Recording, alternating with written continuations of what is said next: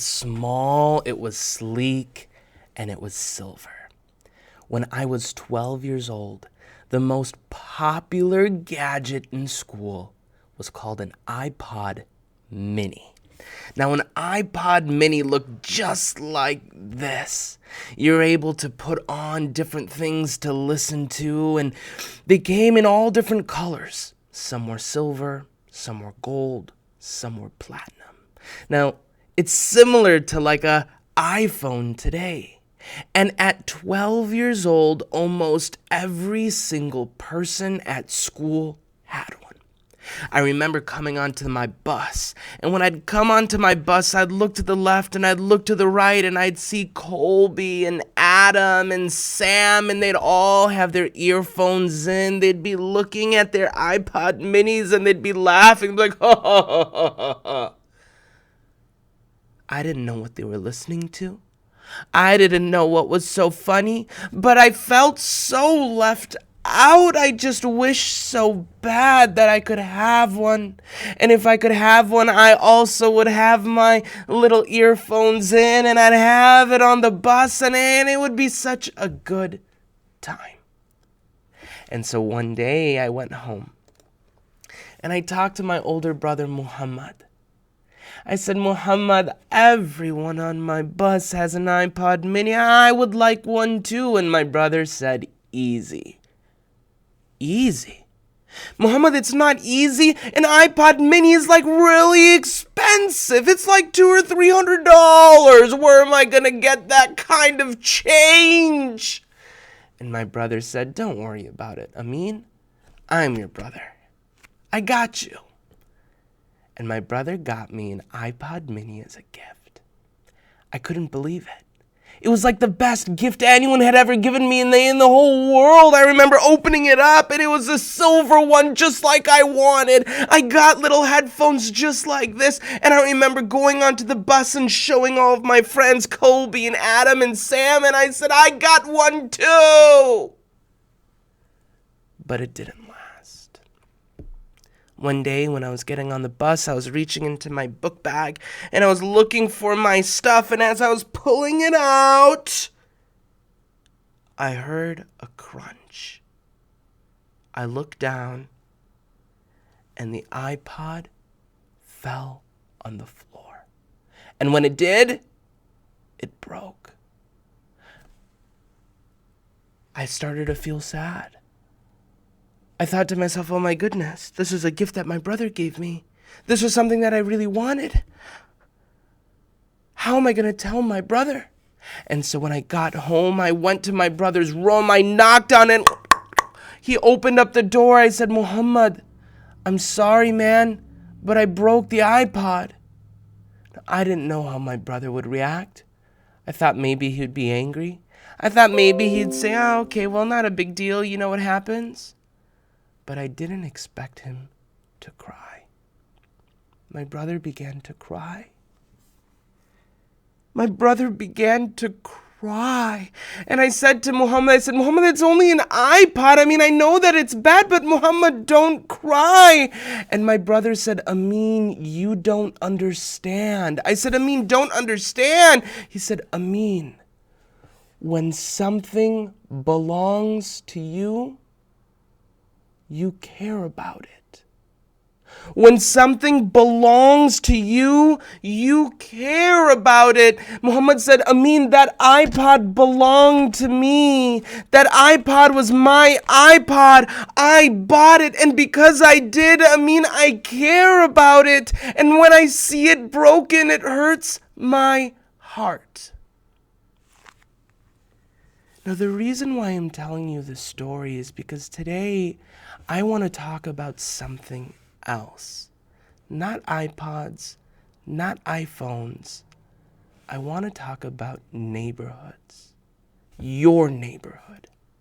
Because just like my brother felt like his iPod belonged to him, and because of that he cared about it, as Muslims, our neighborhoods belong to us.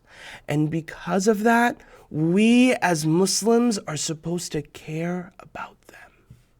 When we see issues in our neighborhood of people who are homeless, or when we see issues in our neighborhood of people who are in need of food or money, or when we see issues in our neighborhood of people who are in need of help, we are supposed to care. We are supposed to be concerned. Why? Because as Muslims, our neighborhoods belong to us. Bismillahir Rahmanir Rahim. Alhamdulillahi Rabbil Alameen. والصلاة والسلام على سيد المرسلين سيدنا محمد وعلى آله وصحبه وسلم تسليما كثيرا. Assalamu alaikum, ladies and gentlemen, boys and girls, welcome. I'm so excited for you joining me today for our Storytime Khutba for kids. Now, I hope you had a wonderful week, and I know it's been a long time since we last met, and you might see this looks a little bit different. We've got a new studio, a more beautiful studio, and you'll be seeing a lot of really exciting things in our kids' khutbas to come. But regardless, I'm so happy that you're here. Assalamu alaikum. I care about you. I'm appreciative that you're here, and I'm excited for the next 20 or 30 minutes that we'll spend together. Like I mentioned, today we're going to be talking about neighbors. A neighbor! A neighbor! The way that we're going to talk about it is by reading out of one of our latest books called My Country, My People. Now, if you're a member of Noor Kids, you should have gotten this book delivered to your home. And if you haven't already, send me an email, or it should be there by the end of the week. I really love this book. Just look at the cover. It's amazing. And in it, we're going to be reading one of the stories. But before I do, I just want to remind you, if you are not following us on YouTube, follow us. During the week, for the next few weeks, we're going to be posting stuff on YouTube every single week outside of our kids' khutbah, and it'll be really amazing. There'll be some challenges, so make sure you follow us. Enough about this. It's time to start reading. The story that I'm going to read for you today is called A New Neighbor. A new neighbor. Have you ever had a new neighbor? It's one of the best feelings in the world. It's exciting. A new friend, a new person to play with. But in the story, it gets a little bit interesting. So let's get started. Bismillahir Rahmanir Rahim. Amira wakes up to a honking noise. Honk, honk! Who's beeping at this hour, thinks Amira. Amira crawls out of bed and looks out her bedroom window. A moving truck? New neighbors? Amira thinks to herself. Look, Amira's peering out the window and she sees these movers coming in. What if they have a kid my age? Amira thinks to herself. Amira's excited about the thought of a new neighbor and a new friend. Amira runs to find Mom and shares the news. Let's make them a gift to welcome them, says Mama. I think some honey-glazed baklava will be perfect. Honey-glazed baklava. Oh, man, just thinking about it makes my tummy weak. I can't. Oh, it sounds delicious. All right.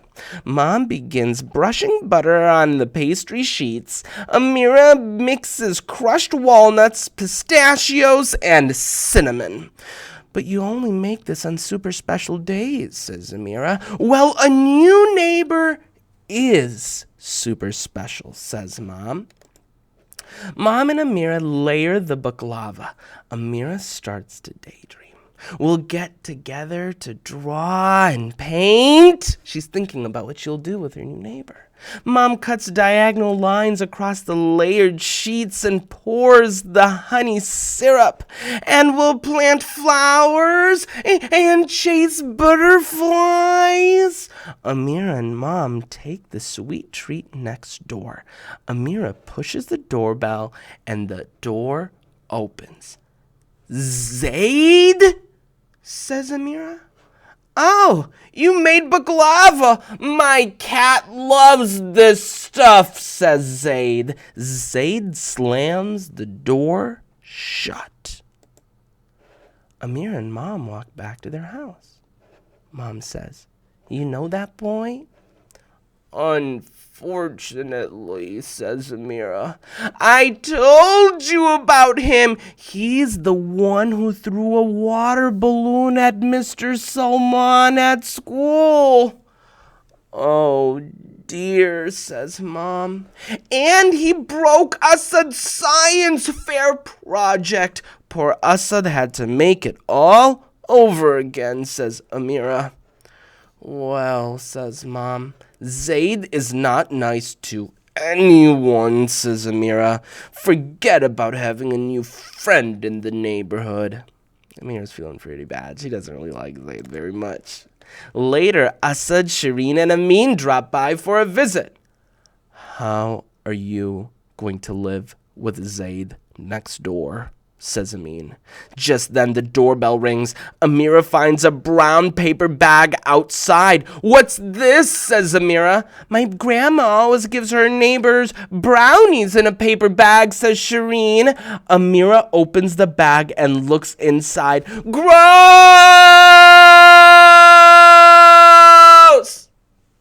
It's a dirty diaper! Oh, man! Zaid is laughing out the window. "I have the worst neighbor ever," thinks Amira. Over the next few days, Amira faces trick after trick. "My new shoes! Ugh." Do you see that her new shoes got stuck on the ground? "I like this neighborhood. I think I'll stick around," says Zaid. "Hey, Amira, what did one banana say to the other when they first met?" "Yellow. Nice to meet ya." Get it? Get it?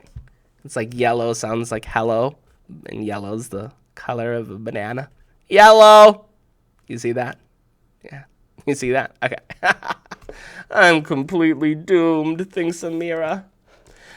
One morning, Amira wakes up to the sound of a siren.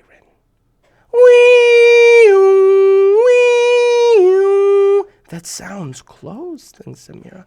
Amira looks out her window. Oh no, it's an ambulance and it's at Zaid's house. Do you see the ambulance? It's like, Amira rushes down to find Mom. "Mom, did you see the ambulance?" "Yes," says Mom. "The boy next door was rushed to the hospital." "Really?" "I'm making chicken soup. Visiting hours start at 7 p.m., says Mom. "You're kidding. I'm not going to visit him," says Amira. "If I were in the hospital, would you visit me?" says Mom as she's making her soup. "That's not the same thing," says Amira. "If your cousin Khadija were in the hospital, would you visit her?" says Mom. "Khadija is nice to me, Mom. Zaid bothers me every day." Mom says, "As Muslims, we have a duty to be kind to our neighbors, just as we are kind to our family." "Even if they're mean?" asks Amira. "No matter what," says Mom. Okay, so here's the thing. What happened? Zaid has been treating Amira terribly. And now Zaid gets sick. But Mom is saying, "Look, let's go to the doctor to visit him." And Amira says, "No, he's been so mean." But Mom says, "We have to. As a Muslim, just like we care about our mom or just like we care about our cousin, we have a duty to be caring for our neighbors." But the question is, why? Why should we be good to our neighbors? Is it because our neighbors are just like, I don't know, like we just have to be good to them? If we're good to our neighbors, what might that mean? Well, we'll talk about that. If every neighbor was kind to their neighbor, what would the world be like? Could you imagine a world where every neighbor cared about their other neighbor? Where every night when they'd go to sleep, they'd be like, oh man, I hope my neighbor's doing okay. Could you imagine what kind of world we would live in? In such a world, there would be no problems. No one would have to be worried about money because their neighbor would be caring about him. Nobody would be on the street without a home or clothes because their neighbor would be caring about him. Nobody would be alone and feel like they're by themselves. Why? Because their neighbor would care about them. If we lived in a world where every neighbor cared about the other neighbor, think about what a wonderful world that would be. And that's one of the reasons why Islam tells us that we have to care about our neighbors. All right, let's see what happens next. When Amira and Mom get to the hospital, Zaid is surprised to see them.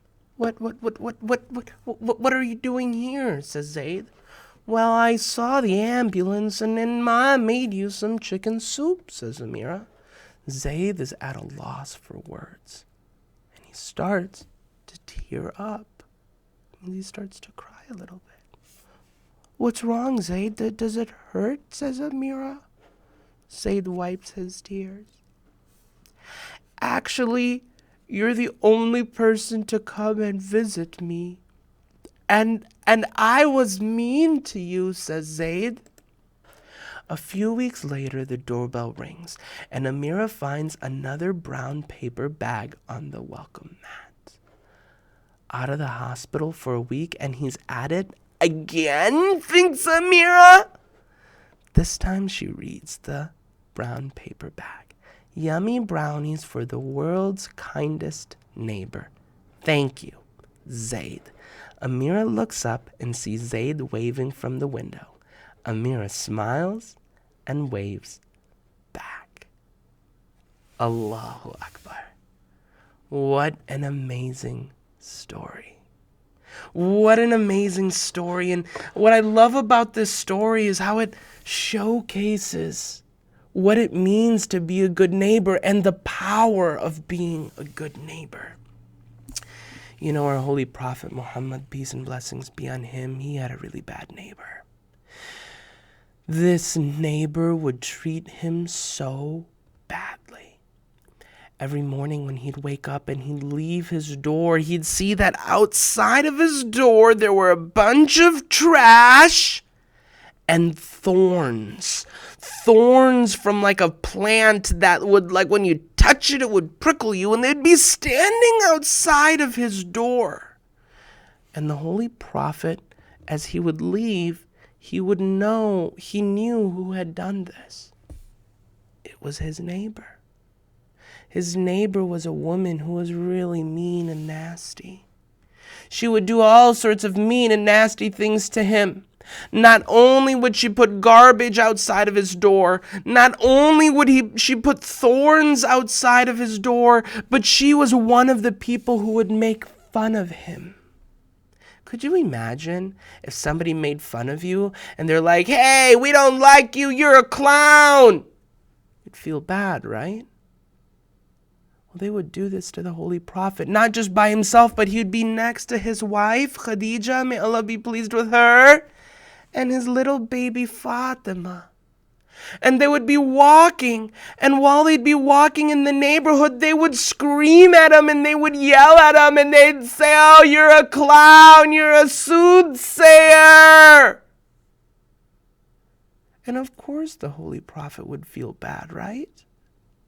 And he did. But something happened. One day, when the Prophet left his house, he saw that there wasn't any trash there.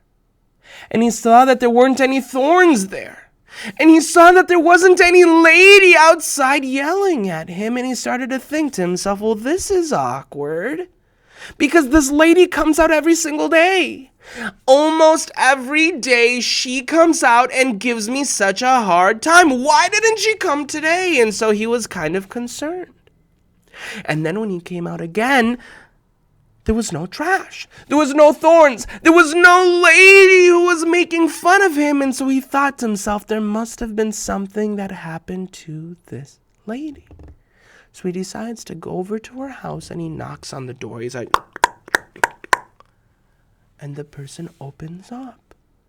And the Holy Prophet, peace and blessings be on him, says, well, is the lady here? Because I haven't seen any trash on the ground, or I haven't seen any thorns, so I just wanted to see, is she okay? And it turned out that she wasn't. The lady had been sick. And when the lady was sick, the Holy Prophet, peace and blessings be on him, visited her. He visited her and he expressed his concern for her and he prayed for her. And you know what ended up happening? This woman was affected by it. In her heart, she started to think to herself, oh my goodness, I had been so mean to this man. I had been putting garbage. I had been putting thorns outside of his door. Yet even after being so mean, he cared about me. And after the Holy Prophet, peace and blessings be on him visited her, she changed her ways. She became a good person. She became someone who loved the Prophet and loved the religion of Islam. And this is the power of being neighborly. When we care about our neighbors, it's something that Allah subhanahu wa ta'ala wants us to do. But when we do it, with each moment that we do it, with every neighbor that we treat well, who we care about with respect and with concern, it makes the world a better place because it affects their hearts, it affects them, and they in turn care for their neighbors too. Now, ladies and gentlemen, boys and girls, I want to every time I mention the Holy Prophet, peace and blessings be on him, my heart gets happy. Because when I think about him, I think about what an amazing man he was. And what an amazing example that he gave to us. I mean, could you imagine thorns on his feet, but still caring about this neighbor? And so I often sing a little nasheed. And this little nasheed is one where we send blessings on to our Holy Prophet. And I'd like for you to do it with me, okay? It goes like this. Sallallahu ala Muhammad, sallallahu alayhi wa sallam, sallallahu ala Muhammad, sallallahu alayhi wa sallam. Okay, do it with me, okay? Sallallahu ala Muhammad, sallallahu alayhi wa sallam, sallallahu ala Muhammad, sallallahu alayhi wa sallam. طلع البدر علينا من ثنيات الوداع وجب الشكر علينا ما دعا لله داعي صلى الله على محمد صلى الله عليه وسلم صلى الله على محمد صلى الله عليه وسلم أيها المبعوث فينا جئت بالأمر المطاع جئت شرفت المدينة مرحبا يا خير داعي صلى الله على محمد صلى الله عليه وسلم صلى الله على محمد صلى الله عليه وسلم. Ladies and gentlemen, boys and girls, thank you. thank you for joining me today.